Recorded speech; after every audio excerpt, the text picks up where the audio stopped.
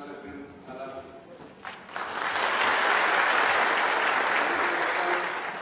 ክቡር ጠቅላይ ሚኒስትር ቤንያሚን ኔታንያሁ የእስራኤል ጠቅላይ ሚኒስትር ንግግር እንዲያደርጉ ጋብዛለሁ። አመሰግናለሁ።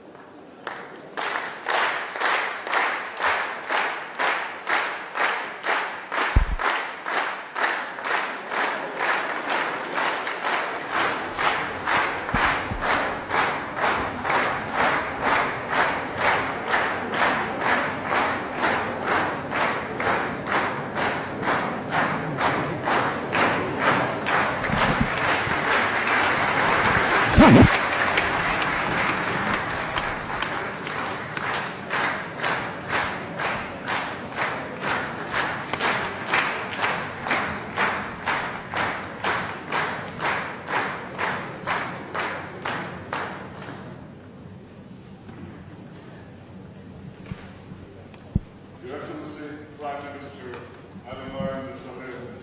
the Honorable Speaker, Abdullah Gemega, members of Parliament, Salam.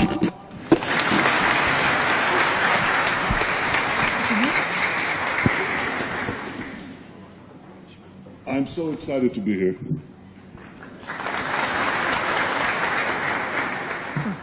My delegation is excited to be here.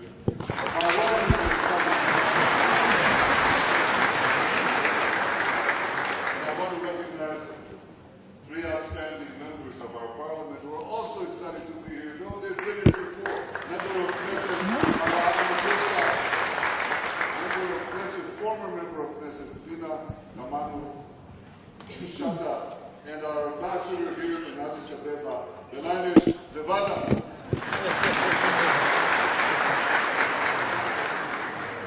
I'm absolutely thrilled to be the first Prime Minister of Israel to visit Ethiopia ever.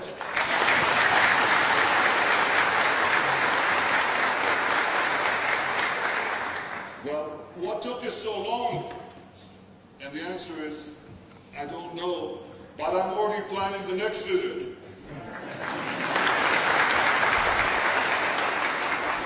Ethiopia is a resplendent land, rich in history, diverse in culture, pregnant with promise. The Prime Minister said today in our meeting, he said something that is so true. He said, Israel has a place in the hearts of Ethiopians, and Ethiopia has a place in the hearts of Israelis, in the hearts of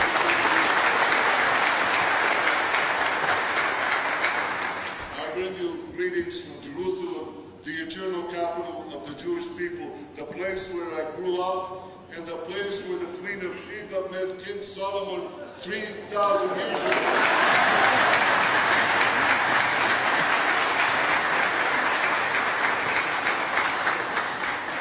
One of the most beautiful streets in Jerusalem, in the heart of the city, is a street called Ethiopia Street.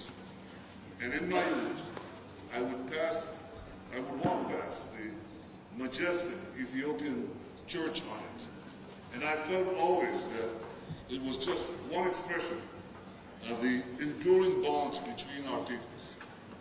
Bonds of history, bonds of values, and increasingly, bonds of interest.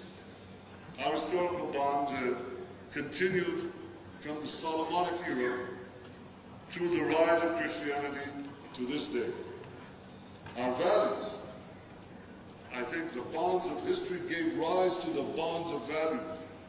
The birth of the Jewish people is interwoven with the birth of our freedom, the story of the Exodus. We were brought from slavery to freedom in our land, to our land, the land of Israel. You in Ethiopia, you fought for your freedom. You maintain your freedom. Throughout the centuries, for millennia, your nation has proudly fought for and maintained its independence. We respect you for it. We admire you.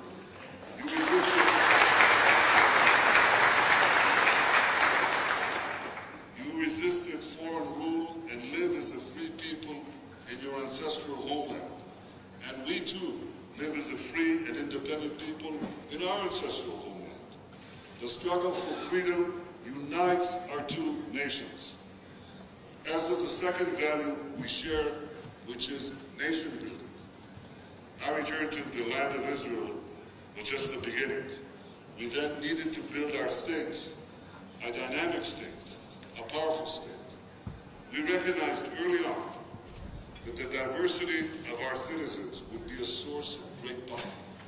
Today we draw upon the skills and wisdom of all our citizens, Arabs, Jews, Christians, Muslims, Druze, and Jews from Ethiopia. Thousands of Ethiopian Jews serve in our army, participate in our politics, take part in our economy, in our culture. They help enrich Israeli society every day and in every way. They act as a human bridge between our two peoples. On the way here, I spoke to two young flight attendants of Ethiopian descent. They are proud to be Israelis, and they're proud of their Ethiopian heritage. And one of them is seeing her family here for the first time in 7 years. What excitement! It's the excitement we all feel in coming here and rekindling our friendship. Our Declaration of Independence guarantees the rights of citizens, regardless of religion, race, or gender. And in fact, you know that protecting the access of all in the Middle East to the freedom of faith is a great challenge. Israel today is the only country in the Middle East that fully guarantees the religious freedom for all, for Jews, for Muslims, and Christians. You know that Christians are being slaughtered by ISIS and brutally repressed by the Iranian regime.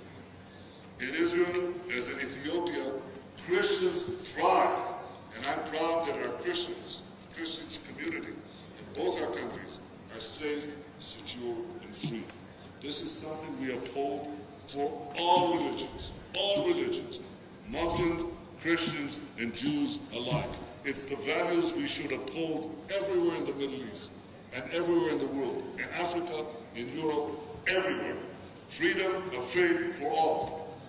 Ladies and gentlemen, these common values, these common bonds of history and values have led to common interests. Our two nations and every country are threatened by the forces of terror. I've spoken to African leaders this week in Entebbe, in Kenya, in Rwanda, and of course with Prime Minister Haile Mariam of Ethiopia. I think all Africa's leaders understand this danger well. We've witnessed attacks in countries across the continent and around the world. We've seen fanatics who seek to impose a medieval barbarism on all humanity. They deliberately target civilians. They systematically murder innocent men, women, and children in malls, in universities, in cafes, in hotels. It's important to understand that the terrorists see us, all of us, as one. And we must fight them as one. And I want to pledge to you one thing. We can defeat them, we will defeat them. But working together will defeat them even faster.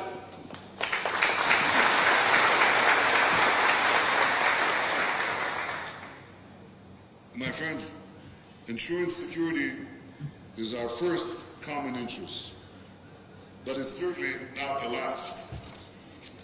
For too long, Africa was treated like an afterthought by much of the world. Many focused on its problems. Few saw its opportunities. Well, no longer. We are clear, seeing Ethiopia's potential and Africa's potential. And today I'm proud to announce that Israel is coming back to Africa in a big way. We had extraordinarily productive discussions, the Prime Minister and I and our teams. We see possibilities in every field of endeavor. In agriculture, in water, in energy, in space, in cyber, but in ways that will affect, as the Prime Minister said, the lives of ordinary Ethiopians. If you can have more water for your personal use, for crops, if you can make your crops more productive, if you can grow animals to produce, and cows to produce milk in greater quantities. This is the question I ask everywhere I go. Which cow produces more milk per cow in the world? You think it's a Dutch cow? You think it's a French cow? It's not. It's an Israeli cow. And soon it could be an Ethiopian cow.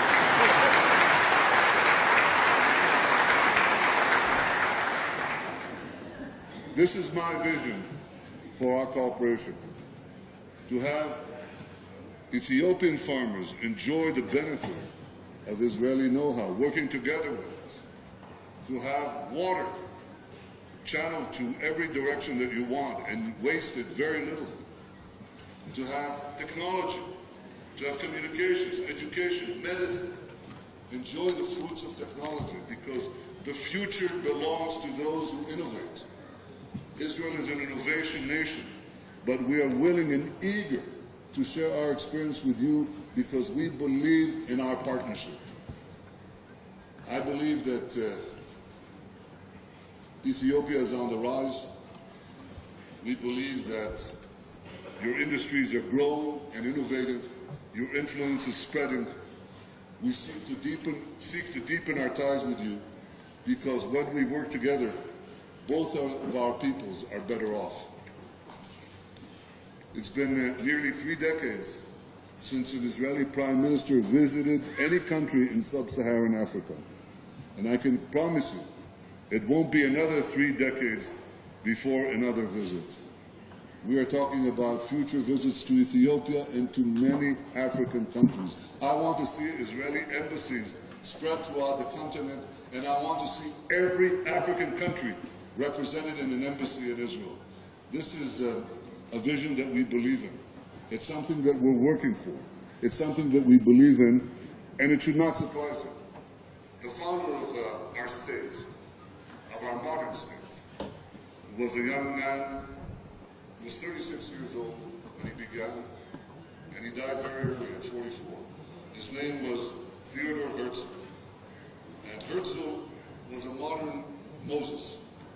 He said over 120 years ago, he said that after he would achieve the establishment of a reborn Jewish state, he hoped to help the black people of Africa gain their freedom too.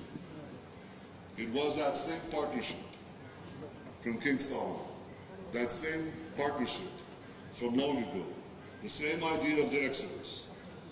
And Herzl said of the idea of refounding a Jewish state, he said, if you will it, it is no dream. And the same applies to our relations with Africa, and the same applies to our vision of a shared future with Ethiopia. If we will this future, it is no dream. Inspired by the bonds of history, by the values and common interests that characterize us, our friendship is ever deepening. Ethiopia is on the rise, Africa is on the rise, and the friendship between us is soaring to new heights. May God bless Ethiopia. May God bless Israel. May God bless